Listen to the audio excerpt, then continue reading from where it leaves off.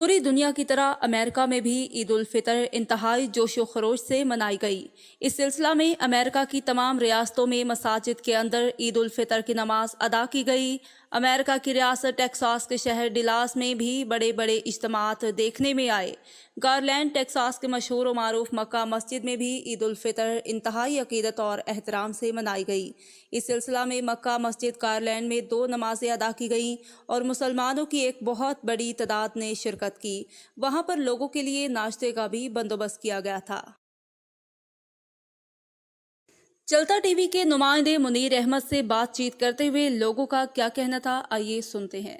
ज़ाहिर है ईद का दिन है तो खुशी की बात तो होती है, और ये वो दिन होता है कि जिसमें लोग गले मिलते हैं, खुशियाँ बांटते हैं। Amazing. A lot of people showed out. This is the second namaz, not the first one. There was the first one at 7 a.m. There's a lot more people here. So, Eid Mubarak to all of them.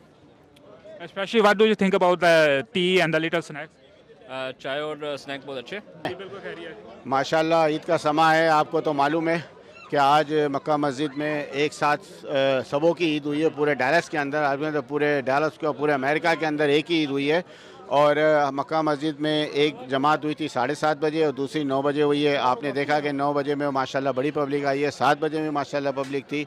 और हम लोगों ने food का stall भी लगाया हुआ है, तो ये सब रिफ़्रेशमेंट है, तो सब लोग इंजॉय कर रहे हैं, बच्चों के साथ आए हुए हैं। और ये ईद का ऐसा माहौल होता है कि लोग आपस में आते हैं, ईद मिलते हैं, सबसे मुलाकात होती है। और My name is Maria. Eid Mubarak. Families and everybody, and that whoever here in America by Makkah Masjid, please come over. We're having so much fun right now, and it's like amazing. Eid Mubarak to everyone. Friends and family, I came here with my family, and I say all my family on all this Pakistan, Eid Mubarak. Allah give you blessing for all of them. My heartily deeply inside, kindly help for each other, and inshallah one day we see the Pakistan is a successful and #1 in the world. Assalamu alaikum wa rahmatullahi wa barakatuh.